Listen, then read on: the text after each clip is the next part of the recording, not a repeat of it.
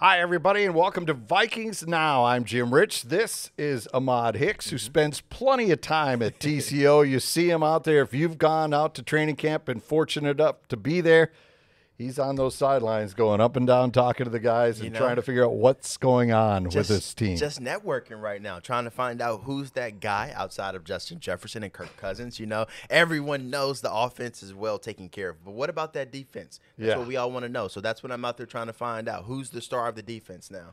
Well, that's a good question, because after this game that we witnessed on Saturday night, there are some questions about the defense, especially, obviously, these aren't the starters. The Vikings held out, 38 of their regulars and 22, basically, the potential starters. If we guessed who's starting, none of those guys saw the field. So you do have to take the results with a grain of salt, but Kevin O'Connell now 0-5 in exhibition play. Do we need to make a change? No. Do we care about exhibition play? That's the main thing. And I don't think anybody cares about preseason play. We just want to make sure guys get to the regular season healthy. That's the most important thing about preseason. All right, so the run defense, though, that was a big problem last year for the Vikings. Brian Flores comes in here.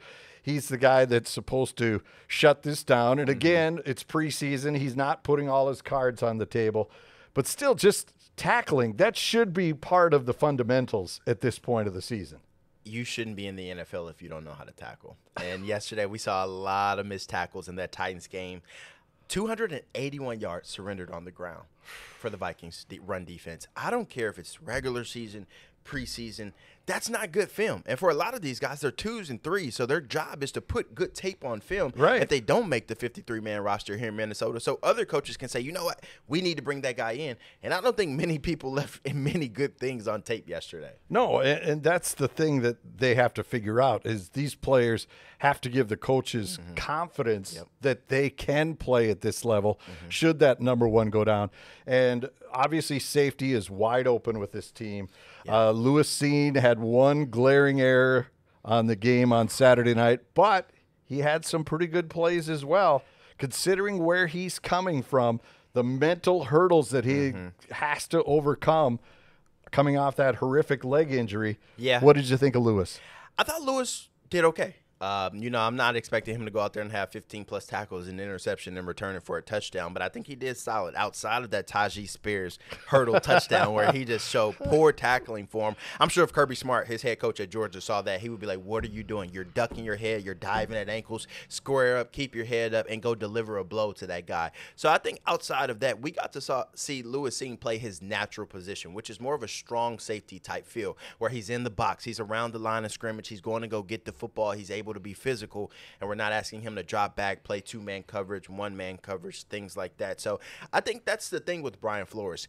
He puts guys in positions for them to succeed. They may not be superstar athletes on defense, but he says, my job is to get you there, and it's your job to make the play. And these players all say all the time, it's a player-led team. And Coach Flores is really open and really adamant about, hey, if you have an idea on defense, you think we need to put in a play, you tell me, it'll be in the next day. And I'm letting you guys run that play. I'm letting you guys call the defense. The defensive players really like Brian Flores. They trust him, and they love that he's just able to grow and expand their horizons on how they play defense. Well, who was it that you talked to this week out there that said that exact thing, that said, he lets us do what we do best? He finds out, or like you say, we could go to him and say, hey, I'm way better doing X. Let me do that. And then that builds confidence in the player. So then he is more dependable at doing that. Well, I asked Theo Jackson that. He came Theo over Jackson, from that's what it was. Yeah, because we ran the bite of the news. I got it from Theo Jackson, so he was really open because this is his first year in Flores' defense. So he's just like, man, when I got here, I didn't know what to expect. I just know there's a lot of creativity. We get to fly around. We get to blitz. We get to play man coverage, zone coverage.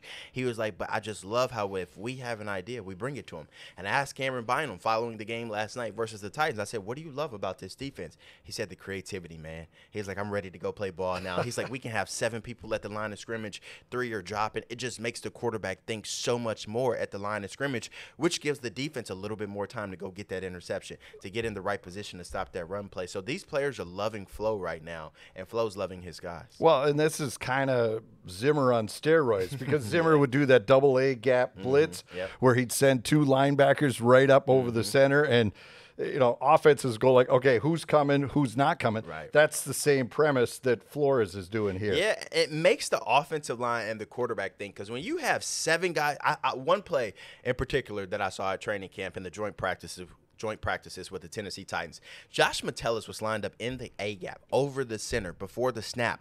Right before the snap, he was 25 yards down the middle of the field playing deep safety, and I was like, whoa. Like, just imagine, I don't want to give away too much about what they've been doing at practices, but you'll see 7 guys at the line of scrimmage, and then all of a sudden you'll think, all right, they're coming from the right. Then no, you got them coming from the left. You got 2 defensive tackles and a defensive end dropping and playing zone coverage on the back end side, and it's just, that will throw a quarterback off, because when you see defensive end, outside linebackers, you're like, all right, they're coming. Right, no questions asked. Yes. Now, in Flores' defense, even I could read that. Exactly. But in his defense, what he excels at is sometimes he'll have all those guys at the line of scrimmage. He'll blitz the corner and the outside linebacker on the other side. Then your nose tackle and Danielle Hunter, your defensive end, is dropping back 4 to 5 yards. Not asking them to go play the hook curl zone area. We're saying, hey, I want you to cover the drag routes and the slants. Anything that come across the middle, you take their head off. And, man, this defense, it's just a lot of bells and whistles to it. I'm so excited for the regular season. Well, and that's what Harrison Smith used to excel at before they went to the shell a year ago, where Smith was probably one of the best, and that's why Aaron Rodgers would always compliment him that I have no idea what Harrison Smith is doing.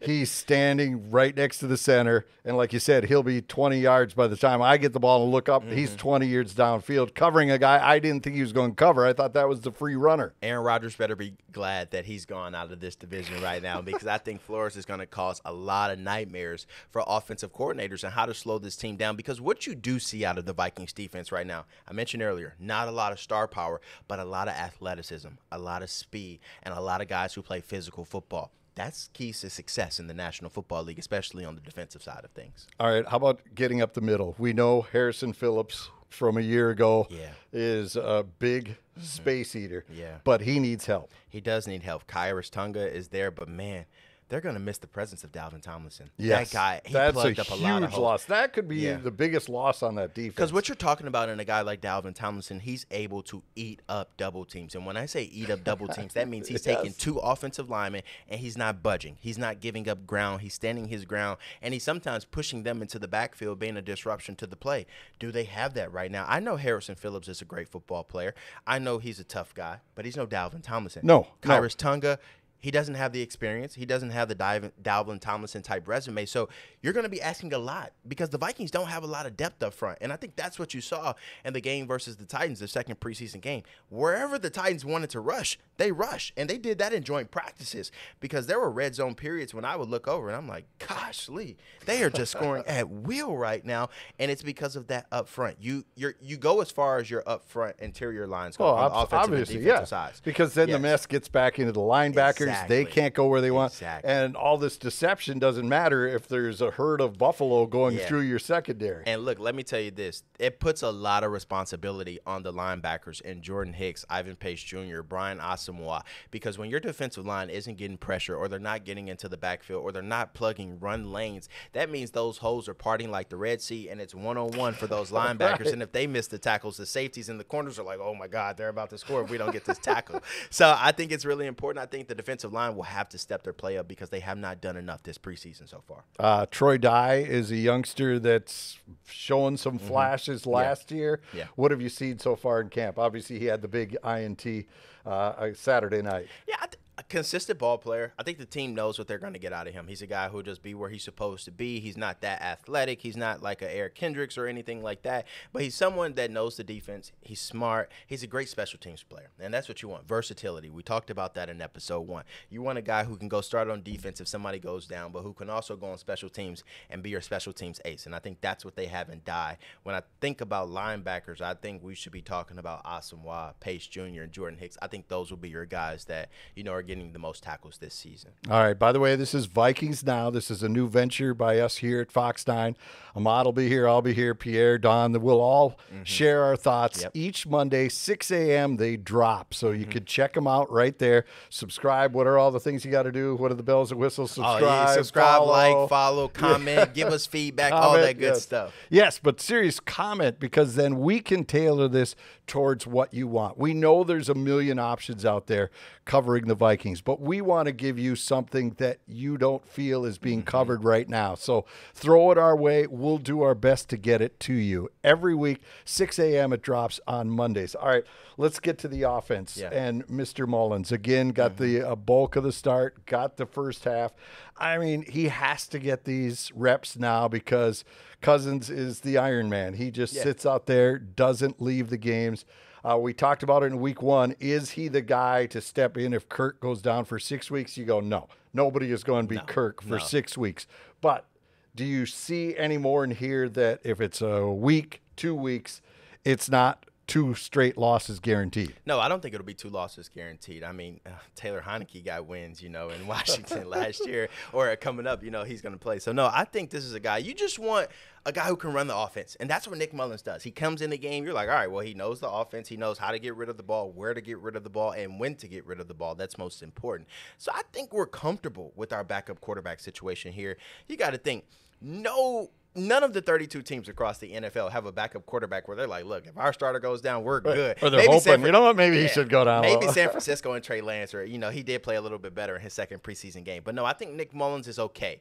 But I think Kirk Cousins is also an Iron Man. So I don't think we're going to have to talk about Nick Mullins because, like, as you mentioned, Kirk's not coming out the game. We saw in that Netflix documentary, he can take hit after hit after hit. And now he has a full-time body therapist to help him out and to recover at home. He's going to be around him every single day. So, Nick Mullins, we love you. You're a great backup quarterback, but I think Kirk Cousins is the guy, and I don't think we'll have to worry about backup quarterback play. Enjoy the game, Nick. Yeah, you got a front row view. All right, speaking of backup to the backup, do the Vikings keep 3? Has Jaren Hall showed you anything in these first 2 games that the Vikings, geez, we better not put him on the practice squad. Somebody may nab him. Do we use a third selection? Because they do have to groom somebody, right? So because Cousins right now, if everything follows through on paper, is out the door. And so you got to go somewhere else. Do they keep this kid around just to see what is really here? Well, let's put this out here first for all the fans listening. It is the preseason. This will be good. This will be good. This is the preseason. You're not going to see a Deshaun Watson type performance, as a rookie coming in and just dominating right away, or, whatever other rookies that have just come in, Justin Herbert, like Patrick Mahomes, that just excel in their first seasons. No, this is the preseason. This guy barely knows the offense. I mean, he literally just came here in OTA's minicamp. You're not going to grasp the offense in 3 months and then just go out there and just ball out. He is right, still but you got to be Kwesi and decide: do I hang on to him? Do I keep 3, or do I risk practice squad, or do I just let him walk away? That's why the Vikings signed Jordan Ta'amu from the XFL, because as the current situation stands in the NFL, they get to dress 3 quarterbacks after what happened to the 49ers in the playoffs. Yes, they don't want to see that again. So essentially, Jaren Hall's job was safe. They only had 3 quarterbacks on the roster. He didn't have to look over his shoulder. He didn't have to think like, all right, I need to step my level of play up. I think by signing Jordan Ta'amu, it sets a clear message. Competition matters, and competition is important during training camp. So I don't know if Jaren Hall gets unseated for that 3rd quarterback spot, but I think it makes him sweat a little bit. I think it tells him, like, I got to ramp things up. I got to get going. And by that 3rd preseason game, we need to see more than 4 or 5 completions. We need to see over 100 passing yards.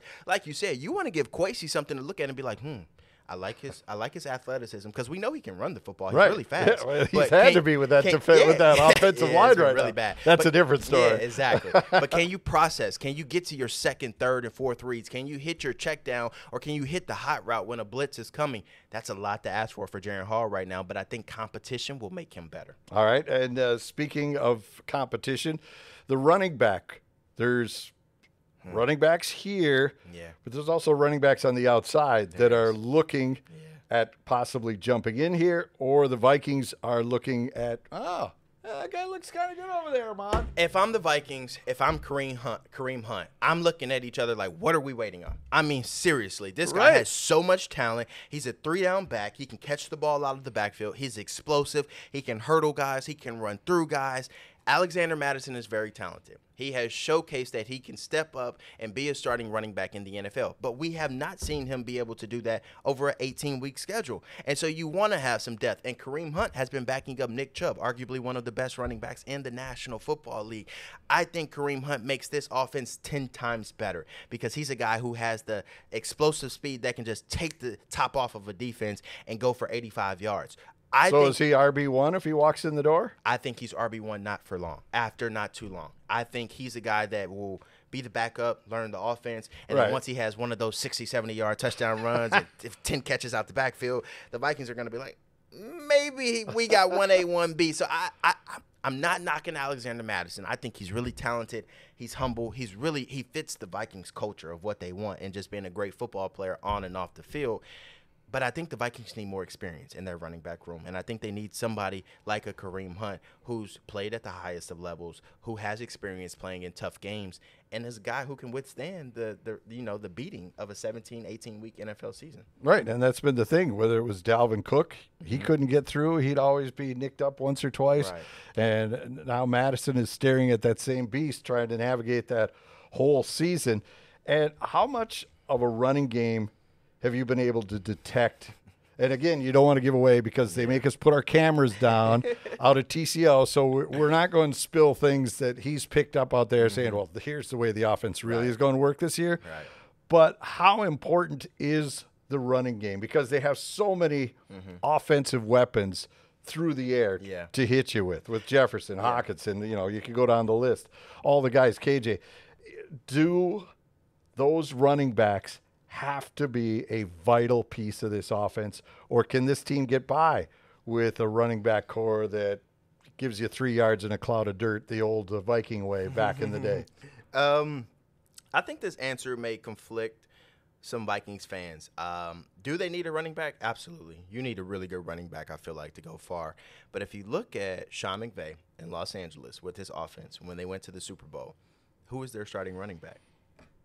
Right, you can't answer that, can you? Exactly, and that's my point. Cam Akers, it was a committee-type style with them, and I think that's what you'll see here.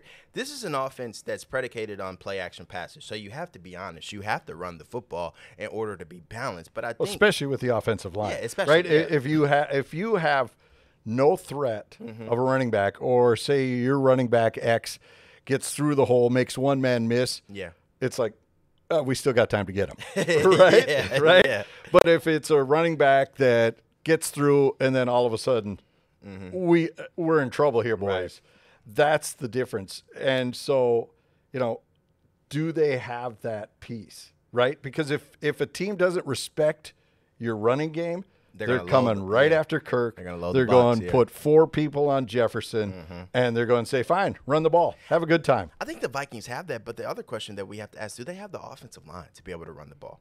And that's where I love Josh Oliver, because if you look at this guy, he is a physical specimen. He is huge. His biceps are about both of my arms combined. I mean, this guy is a freak of an athlete. But when you throw on the tape, he's an extension to those tackles and Christian Darrisaw and Brian O'Neill. When you see him line up on the end of that line of scrimmage in 12 personnel, he is knocking guys out and driving them off the football. So I think the Vikings may excel in a lot of stretch runs, a lot of tosses where they get to the outside and they get to showcase some speed. But I think when you're going up the middle, it's going to be tough sledding, especially early on, until Garrett Bradbury, Cleveland, and all those guys get rolling. So, it's hard to say, but I think Josh Oliver does make the run game a little bit better, especially that play-action pass, because if they go max personnel and you got T.J. Hockenson going out on a route, Justin Jefferson and Jordan Addison, who's stopping those guys when you got max protection and Kirk has all day to throw the ball? So, offensive line is going to be important. That run game kind of been non-existent so far during training camp. They're still trying to find their footing. You don't see a lot of big explosive runs at practices right now, but I think that also has a lot to say about Brian Flores' defense, but also a lot about the offensive line and how they still have to improve, because last year they were one of the worst in the NFL, and they did not improve that position. Everybody is back from last year, so you're just banking on your guys to step up their level of play, and we don't know what that will look like until week 1. Right, and one other name that's kind of been the darling of Viking fans was McBride. Yes. Everybody saw those clips on YouTube when they drafted. They're like, oh my, look at this. We have not seen oh my No, not yet. And I think for DeWayne McBride, I think for him, this is a guy who's, 3rd or 4th string on the depth chart right now in the running back room. So his and this week he lost reps to the back they just brought Aaron in Dykes, on the yeah. punt returns, right? That Yep. was supposed to be where he was to shine. And then all of a sudden they dumped this other guy in there, and you're like, whoa, why isn't McBride back here? Well, I think McBride, he's made flashes on special teams. He's going to be a guy that makes the 53-man roster. think so? Because running backs, they're How so many backs you keep? I'm putting you on the spot. You keep around 4. You got 2 backs. You got to that have 4 for play. sure. Yeah, you got It's 2 backs 4. that play, but then you also have 2 backs that are going to play on every special teams unit: kick return, punt return, kickoff. You got C.J. Ham floating exactly. around. So teams always keep about 3 or 4 running backs because those guys are so versatile. They can play so many different positions. So you're not going to see McBride be what he was at UAB this year because they also want to see if he's a pass catcher. I think he only had 3 or 4 catches in college. That's crazy. It is crazy. That's crazy. And he told me that he wants to show the coaches that he has hands and he can run routes out of the backfield and get down the field. But like we mentioned before, there's not a lot of reps when you're a second or third stringer here in training camp or just in the NFL in general because there's so many plays the ones have to rep and they have to see so many defense and so many different looks. So they're always having to get those reps at practice. So they just have to seize their opportunities when they're given. 6 carries, 18 yards, and a touchdown for McBride last night. No explosive runs, but he ran physical. That's what you want to see, a goal line back. So I think what we did see out of him is if Alexander Madison goes down and Kane Wynwood is still not playing, he's a guy that you can put in a 23 He's the one that personnel may in the be in goal more line. trouble than McBride. Yeah, Kane, he needs to get back. I know Kevin O'Connell said that he's not going to make an announcement on the running back room or who's going to be a 2 or 3 until everyone dresses up and gets some action. But Kane hasn't practiced all of training camp. He has not seen game action, and I doubt he's going to play next Saturday. So who knows what this running back room will look like. One other point I want to make, these joint practices. Okay, you said reps are limited for the 3s and 4s. Yes. You throw in these situations where you're doing joint practices. That's the 1s and 2s of both teams playing each other. So the 3s and 4s are across the street. A 3 or a 4 at another playground, like when you're a kid. Yeah, you guys go over there. They may be lucky to get 3 reps. Right. So, everybody's touting how wonderful these joint practices are.